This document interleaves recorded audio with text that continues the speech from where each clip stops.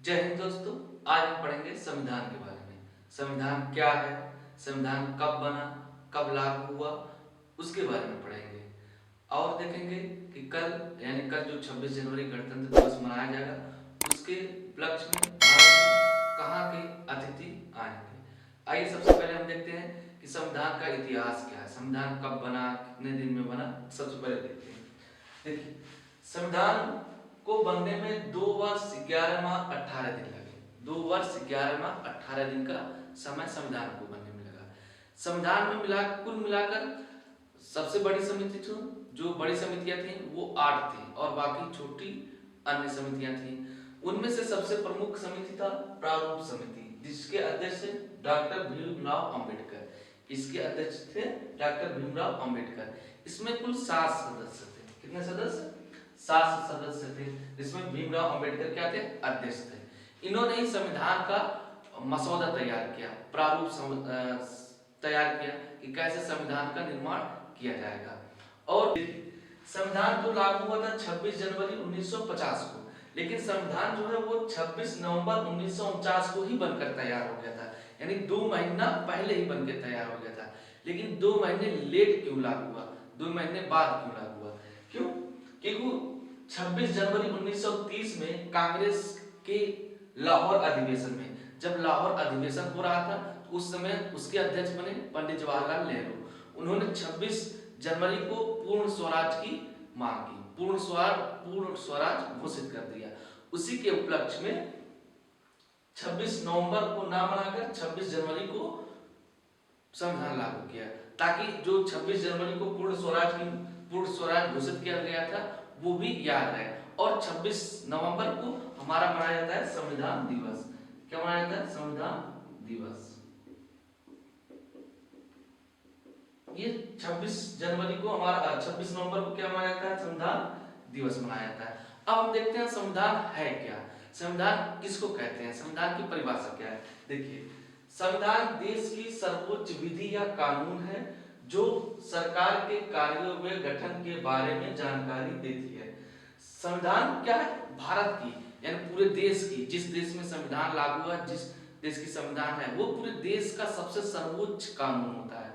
उससे बड़ा कोई कानून नहीं होता है।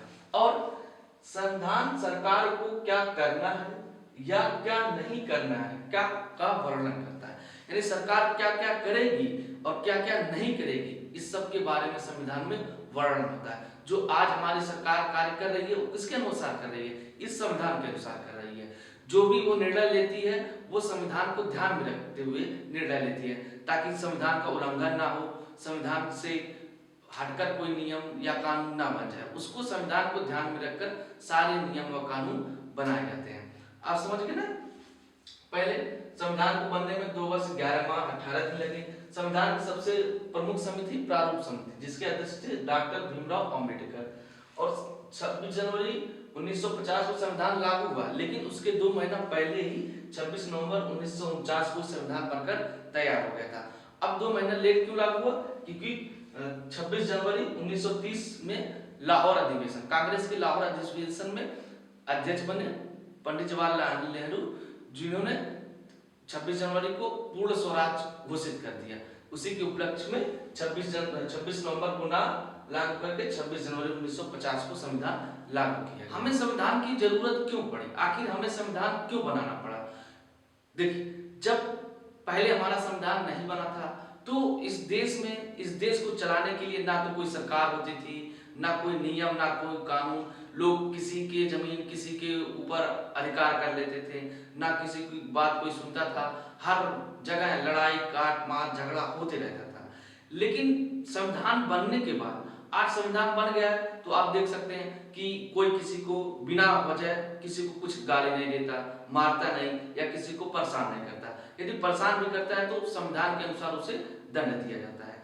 अगर संविधान ना होती तो आज लोग जितने अनुशासित हैं, जितने अनुशासन में हैं, वो अनुशासित नहीं रहते। आज जो बड़े लोग हैं वो छोटे पे कब्जा कर लेते हैं, छोटे लोगों को दास बना लेते हैं या छोटे लोगों पर जुल्म करने लगते हैं। तो ये संविधान ही है जिसके कारण आज देश में, पूरे दुनिया में शांति बनी हुई है। अगर संविधान ना होती तो लोग एक दूसरे को मारते काटते झगड़ते रहते हैं, हमेशा झगड़ते रहते हैं। जो बड़े लोग हैं जिसके पास शक्ति है वो छोटे लोगों को, जिनके पास शक्ति नहीं है वो उन पे अधिकार कर लेते हैं, उनके सारे जायदाद जमीन संपत्ति पर अधिकार कर लेते हैं।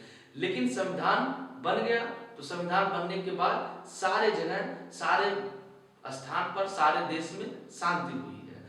इसलिए संविधान की आवश्यकता हुई ताकि एक नियम रहे, एक कानून रहे कि कैसे हमारे देश को चलाना है, कैसे हमारे देश को आगे बढ़ाना है।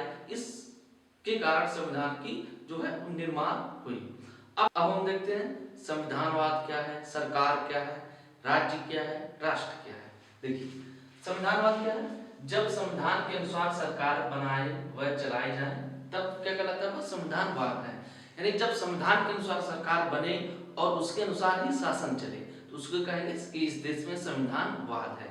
जैसे भारत में संविधानवाद है, यहाँ संविधान के अनुसार ही सरकार चलती है, 5 साल बाद सरकार बदलती रहती है, तो इस संविधान में ही इसका वर्णन किया गया है। लेकिन चीन व पाकिस्तान में संविधानवाद नहीं है, संविधान तो है लेकिन संविधानवाद नहीं है। क्योंकि पाकिस्तान में जब मन करता है तब जो आर्मी है वो शासन करने लगती है, वो चीन में भी जो वहां का राष्ट्रपति है वो हमेशा ही शासन करता है। तो वहां संविधान है लेकिन संविधानवाद नहीं है। फिर देखते हैं सरकार क्या है। सरकार राज्य की संस्था है जो राज्य के उद्देश्य पूरा करती है, यानी वह संस्था जो राज्य के उद्देश्य को पूरा करे, जो किसी देश के उद्देश्य को पूरा करे वो क्या कहलाती है, सरकार। लेकिन क्या सरकार देश राज्य का उद्देश्य पूरा कर रही है, पूरा करती है, लेकिन सबसे पहले अपना उद्देश्य पूरा करती है। वो शासन में जाने से पहले ही सोच लेती है कि पहले हमें अपना उद्देश्य पूरा करना है, तब हम राज्य के उद्देश्य को पूरा कर रहे हैं। आप सब लोग जानते ही होंगे, इसमें कोई छुपाने वाली बात नहीं है, कौन क्या कर रहा है ये सब सबको मालूम है। तो ये क्या सब सरकार राज्य की उद्देश्य पूरा करे तो क्या कहलाएगी, सरकार। फिर आता है राज्य क्या है, स्टेट। किसी भूभाग को राज्य की संज्ञा दी जा सकती है जब उसमें निम्न 4 तत्व हों, यानी जो ये 4 तत्व जिस भी भूभाग में हो वो राज्य कहलाएंगे। कौन कौन से, निश्चित भूभाग, अपना एक निश्चित भूभाग होना चाहिए, अपना खुद की एक सीमा होनी चाहिए। तो दूसरी है लोक जनसंख्या, यानी उस राज्य में उस भूभाग में अपने कुछ लोग होने चाहिए, उसकी एक जनसंख्या होना चाहिए। तीसरा है संस्था सरकार, यानी सरकार होनी चाहिए कि हम हाँ ऐसे ऐसे हम शासन करते हैं, तो वो क्या है। फिर चौथा है संप्रभुता, यानी उस देश उस राज्य के पास उस भूभाग के पास अपनी संप्रभुता होना चाहिए, वो अपना निर्णय स्वयं ले, वो किसी दूसरे के निर्णय पर आश्रित ना रहे, उसमें उसके निर्णय में कोई हस्तक्षेप ना करे। तो क्या कहलाएंगे हमारे राज्य। राज्य में कौन से 4 तत्व मौजूद होना चाहिए, पहला है निश्चित भूभाग, दूसरा लोग या जनसंख्या, तीसरा सरकार, चौथा संप्रभुता, यानी ये 4 तत्व जिनमें भी मौजूद है वो राज्य कहलाएंगे। अब हम देखते हैं राष्ट्र क्या है। जब राज्य में राष्ट्रीयता की भावना का समावेश हो जाता है, यानी जब राज्य में राष्ट्रीयता आ जाती है, राष्ट्र की भावना आ जाती है, तो वो राष्ट्र कहलाते हैं। जैसे देखिए विदेशी राज्यों के लिए, विदेशी जो देश है, विदेशी देशों के लिए हम भारत एक राज्य क्या है, राज्य। लेकिन यहाँ के लोगों के लिए जिनमें राष्ट्रीयता की भावना है उसके लिए भारत एक राष्ट्र है, क्या है, राष्ट्र। तो विदेश के लिए एक भारत एक राज्य है, लेकिन भारत के लोगों के लिए ये एक राष्ट्र है। ये समझ गए ना कि पहले संविधानवाद क्या है, सरकार क्या है, राज्य क्या है, राष्ट्र क्या है, ये 4 चीज आप समझ गए। संविधान में मूल भारत के मूल संविधान में कुल 22 भाग, 395 अनुच्छेद, 8 अनुसूचियां थी। भाग, इसका मतलब भाग को आप समझ, जैसे हमारे बुक में होता है पाठ, लेसन होता है, तो आप भाग को लेसन समझ सकते हैं। और लेसन में कई सारे टॉपिक्स होते हैं, तो वो टॉपिक्स को आप अनुच्छेद समझ सकते हैं, ठीक, कि इतने अनुच्छेद हैं, हर भाग में अपना अलग अलग अनुच्छेद है। तो आप भाग को पाठ या लेसन समझ सकते हैं, अनुच्छेद को टॉपिक समझ सकते हैं, और अनुसूचियां अलग से हैं। और वर्तमान में कुल 25 भाग हैं, 470 अनुच्छेद हैं और 12 अनुसूचियां हैं। कितने अनुसूचियां, 12। संविधान में संशोधन करके ये इसकी संख्या बढ़ा दी गई है। तो 25 भाग, 470 अनुच्छेद, 12 अनुसूचियां, ये पूछा जाता है, हर एग्जाम में पूछा जाता है, बहुत से एग्जाम में इसको पूछा जाता है। अब देखते हैं संविधान के प्रकार क्या है। संविधान कितने प्रकार का होता है? संविधान 4 प्रकार के होते हैं। पहला है लिखित। लिखित का मतलब जिस देश का अपना संविधान लिखित हो, यानी कॉपी पे लिखा गया हो संविधान। दूसरा आता है अलिखित। अलिखित यानी उसका संविधान जो है वो लिखा नहीं गया, वो मौखिक ही है। जैसे ब्रिटेन का संविधान, ब्रिटेन का संविधान लिखा नहीं गया है, वहां की जो रूढ़ी है, जो परंपरा है, जो नियम कानून है, उसी को संविधान मान लिया गया। लेकिन हमारे भारत में लिखा गया है, हिंदी व इंग्लिश में उसको संविधान को एकदम अच्छे तरीके से लिखा गया है। तो हमारा संविधान कैसा है? लिखित। और ब्रिटेन का संविधान कैसा है? अलिखित है। फिर आता है कठोर। कठोर मतलब जब संविधान में संशोधन करना कठिन हो तो उसे कठोर संविधान कहते हैं। और दूसरा आता है कोमल या नम्य, इसको कहते हैं। कोमल का मतलब जब संविधान में संशोधन करना एकदम आसान हो, ठीक। लेकिन भारत का जो संविधान है वो ना तो कठोर है ना तो कोमल है, यानी दोनों का मिला हुआ स्वरूप है। अमेरिका का संविधान बहुत कठिन है, तो वो हमारा जो भारत का संविधान है वो ना तो कठोर है ना तो कोमल है, वो दोनों का मिला हुआ स्वरूप है। देखिए, भारत एक लोकतांत्रिक देश है, यानी यहाँ पर लोगों का शासन है। जैसे देखिए, लोकतंत्र, लोक दो शब्दों से मिलकर बना है, लोक धन तंत्र। लोक का अर्थ होता है लोग, तंत्र का अर्थ होता है शासन, यानी लोगों का शासन। भारत में क्या है? लोगों का शासन। क्या सही मायने में भारत में लोगों का शासन है?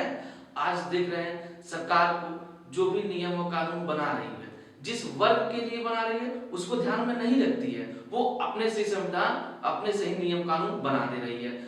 उसके बाद जेलें उस वर्ग के लोग, जिस वर्ग के लिए वो नियम और कानून बनाया गया है, वो जिस वर्ग के लिए बना रही है वो उससे कभी डिस्कस करती नहीं है, क्या उनके लिए ये लाभदायक है या हानिकारक है, वो उसके बारे में कभी नहीं सोचती, उससे कभी नहीं पूछती है। उसको जो चाहिए, जो बनाना है वो बना देती है। बस जब उसको बन जाता है तो आके घोषणा कर देती है कि ये नियम है, ये कानून है। लेकिन वो जिस वर्ग को, जिस वर्ग के लिए बनाती है उस वर्ग से कभी नहीं पूछती है। लेकिन ये होना चाहिए, वो पूछना चाहिए। हम आपके लिए कुछ कर रहे हैं तो हम आपसे जरूर पूछेंगे, अगर आपसे नहीं पूछेंगे तो वो कार्य अच्छा नहीं होगा।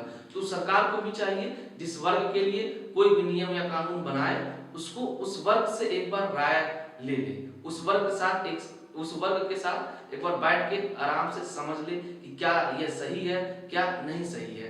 लेकिन वो ऐसा नहीं करती है, ठीक। तो वो वर्ग क्या? लोकतांत्रिक। और फिर एक आता है राजतंत्र, राजतांत्रिक। राजतंत्र में क्या होता है? वहाँ राजा का तंत्र होता है, राजा का शासन होता है, ठीक। राजा का बड़ा बेटा राजा, फिर उसका बेटा राजा, उसका बेटा राजा। लेकिन भारत में भी लोकतंत्र है, लेकिन यहाँ भी कुछ राजतंत्र भी है। जैसे आप देख रहे हैं कांग्रेस में पीढ़ी दर पीढ़ी सारी सरकार चलती आ रही है, उसका बेटा, फिर उसकी बेटा, उसके बेटा, ये सरकार चलती आ रही है। सभा में देख लीजिए मुलायम सिंह, उसके बाद अखिलेश। तो ऐसे कई सारे पार्टियां हैं, कई सारे ऐसे विधायक हैं जिसके विधायक का बेटा विधायक, सांसद का बेटा सांसद, प्रधान का बेटा प्रधान। वो क्या है? ये लोकतंत्र है क्या? ये लोगों का शासन है? ये राजतंत्र का संकेत है। ये राजतंत्र में ऐसा होता है। हमें चाहिए कि हर बार सरकार को बदलें, हर बार अगर सरकार अच्छा काम नहीं कर रही है तो हम उसको बदलें, क्योंकि ये हमारा शासन है, जनता का शासन है। यहाँ कोई राजतंत्र नहीं है, यहाँ लोगों का शासन है। हम जब चाहें तब सरकार बदल दें। अगर हमें वो अच्छे कार्य नहीं कर रही है, हमारे लिए अच्छे कार्य नहीं कर रही है, तो हम उसको हटा सकते हैं। लेकिन हम ऐसा नहीं कर पाते, ऐसा नहीं करते। जो लोग उठते हैं उनको हम वोट देते हैं, ना उनके बारे में कुछ सोचते हैं कि क्या ये सही है, इसका नेचर कैसा है, इसका व्यवहार कैसा है, क्या ये हमारे देश के, हमारे गांव के, हमारे जिले का विकास करेगा। लेकिन हम ऐसा नहीं देखते, हम जात धर्म पे वोट दे देते हैं, ना उसके बारे में पूछते हैं, ना उसके बारे में पता करते हैं। बस आया, उठा, गए, वोट मार के चले गए। किस आधार पे हम देते हैं? जात और धर्म के आधार पर देते हैं। और हम लोग भी उनको सपोर्ट करते हैं, ना उनके बारे में जानते हैं, ना पता करते हैं। बस जो भी नेता आता है उसकी नारा लगाना शुरू कर देते हैं, उसके बारे में जानते नहीं है। और वो नेता क्या करता है? वो हमारा यूज करता है, हमारा उपयोग करता है। जो आज का युवा है वो एक पार्टी को अपना मान लेगा, उस पार्टी के बारे में तो बुरा सुन ही नहीं सकता। उसके बारे में कोई बुरा कुछ कहेगा तो उससे झगड़ा कर लेंगे, उससे भिड़ जाएंगे। वो नहीं सोचेंगे कि अगला व्यक्ति जो कह रहा है उसमें कुछ ना कुछ सच्चाई होगी, उसको हम सुने। हम किसी भी पार्टी को एकदम सपोर्ट ना करें, किसी भी पार्टी, कोई भी पार्टी हो, उसको हम सपोर्ट ना करें। हर पार्टी को थोड़ा थोड़ा सपोर्ट करें और थोड़ा थोड़ा विरोध भी करें, ताकि उनको ये ना लगे कि ये हमको ही ज्यादा मान रहे हैं। अगर किसी भी व्यक्ति के हाथ में ज्यादा शक्ति दे दिया जाएगा तो वो निरंकुश हो जाएगा, वो उस शक्ति का दुरुपयोग करने लगा। अभी आपको ही मान लीजिए आप ही को कह दिया जाए कि आप कुछ भी करिए, आपको ना सजा मिलेगी ना तो कोई जेल होगा, तो आप निरंकुश हो जाएंगे, आप मनमानी करने लगेंगे, जो मन करेगा वो करने लगेंगे, आप दूसरों का हित नहीं सोचेंगे। ठीक उसी प्रकार ये नेता करते हैं। उनको जब हम ज्यादा सपोर्ट देते हैं तो वो उनको लगता है कि हम ही सब कुछ हैं, वो उसका दुरुपयोग करने लगते हैं। किसी भी पार्टी को ज्यादा सपोर्ट ना दिया जाए। ठीक, तो ये सही होगा हमारे लोकतंत्र के लिए, हमारे लोकतंत्र के लिए ये सही है, किसी भी पार्टी को ज्यादा सपोर्ट ना दिया जाए।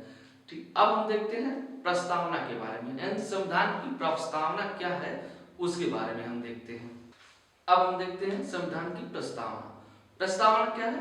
प्रस्तावना संविधान का एक निचोड़ है। आप प्रस्तावना को पढ़ेंगे तो संविधान के बारे में सारा समझ जाएंगे। प्रस्तावना संविधान की आत्मा है, संविधान की आत्मा है। प्रस्तावना संविधान का सबसे सम्मानित भाग है। क्या है? सबसे सम्मानित भाग है। ये संविधान के जो भी संविधान के अंदर है, संविधान के उद्देश्य क्या है वो इसमें लिखित है, वो इसमें लिखा गया है। आप अगर प्रस्तावना को पढ़ लेंगे तो संविधान का उद्देश्य जान जाएंगे। आगे देखते हैं प्रस्तावना क्या। हम भारत के लोग भारत को एक संपूर्ण प्रभुत्व संपन्न समाजवादी धर्मनिरपेक्ष लोकतांत्रिक गणराज्य बनाने के लिए और इसके समस्त नागरिकों को सामाजिक आर्थिक और राजनीतिक न्याय विचार अभिव्यक्ति धर्म विश्वास व उपासना की स्वतंत्रता प्रतिष्ठा और अवसर की समता प्राप्त कराने के लिए तथा व्यक्ति की गरिमा और राष्ट्र की एकता तथा अखंडता सुनिश्चित करने वाला बंधुत्व बढ़ाने के लिए दृढ़ संकल्पित होकर अपनी इस संविधान सभा में आज दिनांक 26 नवंबर 1949 को एतत् द्वारा इस संविधान को अंगीकृत अधिनियमित और आत्मपित करते हैं। ये संविधान की प्रस्तावना है। संविधान की प्रस्तावना में इतने चीज लिखे गए हैं। अब देखते हैं इसका मतलब क्या है, इसके एक शब्द को देखते हैं। देखिए, हम भारत के लोग, यानी हम भारत, जो भारत के लोग हैं सभी लोग, ठीक, भारत को एक संपूर्ण प्रभुत्व संपन्नवादी का मतलब होता है कि भारत अपने निर्णय खुद ही लेगा, इसमें कोई विदेशी राज्य हस्तक्षेप नहीं करेंगे। भारत अपने निर्णय अपने डिसीजन खुद ही लेगा, उसको जो करना है वो स्वयं करेगा, इसमें कोई विदेशी राज्य बाधा नहीं डालेगा, उसमें हस्तक्षेप नहीं करता है। फिर दूसरा आता है समाजवादी, यानी जो भारत देश है, भारत की सरकार है, उस समाज में अच्छा कार्य करेगी, सब कुछ अच्छा करेगी। फिर आता है धर्मनिरपेक्ष, ये सबसे बड़ी चीज है धर्मनिरपेक्ष, कि जो हमारा राज्य होगा, जो हमारा संविधान है वो धर्मनिरपेक्ष है, वो किसी भी धर्म को सपोर्ट नहीं करेगी, वो सभी धर्मों को समान सम्मान देगी, सभी धर्मों को समान सुरक्षा देगी, सभी धर्मों के लिए समान विकास करेगी। ठीक, लेकिन आज क्या भारतीय संविधान, भारत सरकार धर्मनिरपेक्ष है? नहीं है, वो भारत की सरकार धर्मनिरपेक्ष नहीं है। आज देख लीजिए कि जो सरकार है वो कहाँ जा रही है, किस धर्म को सपोर्ट कर रही है, वो संविधान का उल्लंघन नहीं है तो क्या है। आप देखिए धर्म पे लड़ाई हो रही है, धर्म क्या है यार, धर्म के बारे में इतना सब मरे जा रहे हैं, क्या है धर्म? हम लोग मानते हैं तो हमारा धर्म है, धर्म जानवरों का कोई धर्म है? कोई धर्म नहीं है। वो हिंदू को देगा तभी खाएगा, मुसलमान देगा तभी खाएगा, सिख देगा तभी खा लेगा, बौद्ध देगा तभी खा लेगा, ईसाई देगा तभी खा लेगा, उससे किसी धर्म से लेना देना नहीं है। हम ही केवल हैं जो धर्म पे इतना लड़ते हैं, इतना झगड़ते हैं।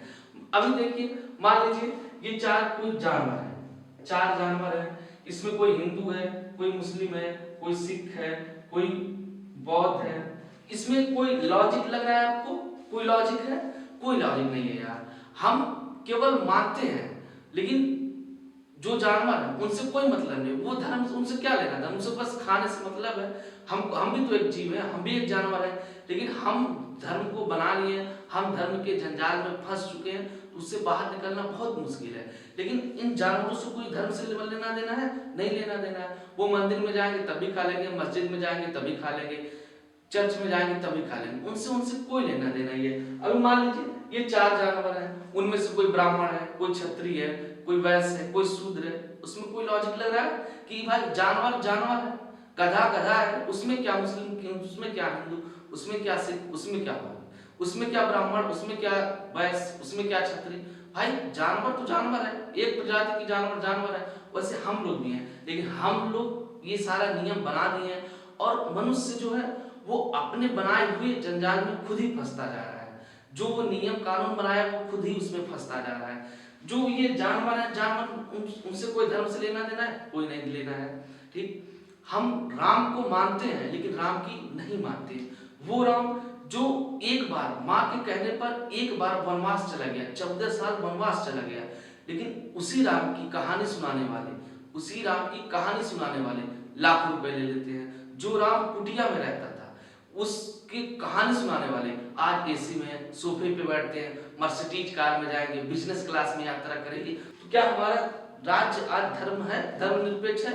नहीं है। वो एक ही धर्म की ओर झुक गया है, उसे ऐसा नहीं करना चाहिए। ठीक, आगे हम देखते हैं लोकतांत्रिक। अभी हम पीछे देख चुके हैं कि लोकतांत्रिक यानी लोकतंत्र क्या है।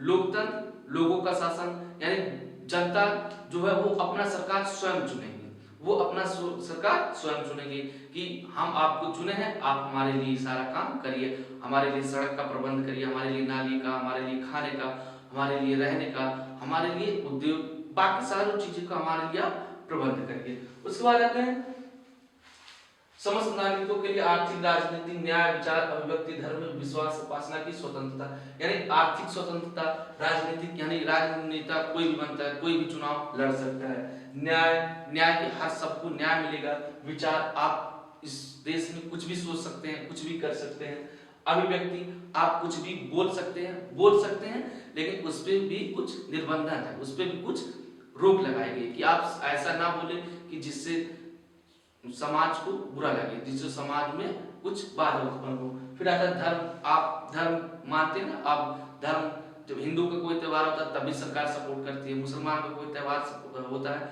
तभी सरकार सपोर्ट करती है, तो क्या है वो सभी धर्मों में समान सपोर्ट करती है। फिर आता है विश्वास। आप विश्वास कर सकते हैं, उपासना की स्वतंत्रता, आप कहीं भी पूजा कर सकते हैं, आपको मंदिर बनाने, मस्जिद बनाने की स्वतंत्रता है, आप कहीं भी बना सकते हैं। प्रतिष्ठा और अवसर की समता, ठीक, ये सब आपको दिया गया है संविधान के द्वारा, लेकिन इस पर भी कुछ निर्बंधन, कुछ रोक लगाए गए हैं कि आप हर जगह नहीं बना सकते, उस पर भी सरकार कुछ न कुछ रोक लगाई हुई है। तो ये हमारा संविधान प्रस्तावना है। इस प्रस्तावना को हमें याद कर लेना चाहिए, जैसे हमें बाकी सारी चीजें याद होती है ना, वैसे हमें प्रस्तावना को भी याद कर लेना चाहिए। देखिए जो संविधान है, संविधान के कारण ही हम आज बोल रहे हैं, आप जो है शांति से घर में बैठे हैं, आपको कोई डर नहीं है कि कोई अगला देश का आके आक्रमण कर दे, कोई शत्रु आके आपको मार दे, कोई आके मिसाइल छोड़ दे। तो वो संविधान है, संविधान के कारण आप एक सुरक्षित जीवन जी रहे हैं, आप शांति से जीवन जी रहे हैं। अगर संविधान ना होता तो शायद आप इतने शांति से नहीं जी पाते, लोग आपस में ही कट मर जाते हैं। वो संविधान की ही देन है। तो आप संविधान को, आप कुछ भी ना पढ़ें लेकिन संविधान को जरूर पढ़ें। हर युवा को, हर लड़के को, हर विद्यार्थी को संविधान को पढ़ना चाहिए। संविधान में ही आपके कर्तव्य, आपको क्या क्या करना है, सरकार क्या कर सकती है, क्या कर रही है और आप क्या कर सकते हैं, वो सब उल्लेख उसमें किया गया, सभी उसमें दिया गया है। अगर आप संविधान को नहीं पढ़ते हैं तो नहीं जान पाएंगे। बहुत लोग संविधान के बारे में नहीं जानते हैं, तो वो जो नेता करते हैं बस हाँ हाँ करते चले जाते हैं। यदि आप संविधान जानेंगे तो शायद आज देश में जो भी हो रहा है उसके बारे में सब कुछ जान जाए, हाँ ये ऐसा है। आप अपने अधिकार को जानेंगे तो आपका अधिकार कोई छीन नहीं सकता, आपके अधिकार का कोई दुरुपयोग नहीं कर सकता। आपको जो भी सरकार अधिकार दी है उसका आप सही सही इस्तेमाल कर सकते हैं। कब? यदि आप संविधान जानेंगे तभी। तो आप लोग संविधान को पढ़िए, कुछ भी ना पढ़ें लेकिन संविधान को जरूर पढ़ें, एक ना एक बार संविधान को जरूर पढ़ें कि उसमें क्या लिखा गया है, क्या क्या हमारे अधिकार हैं, क्या क्या सरकार के अधिकार हैं, क्या क्या सरकार के कर्तव्य हैं, और सरकार क्या कर रही है, क्या संविधान के अनुसार चल रही है कि संविधान के अनुसार नहीं चल रही। तो ये सब चीज आपको पता होना चाहिए, आपको जानना चाहिए।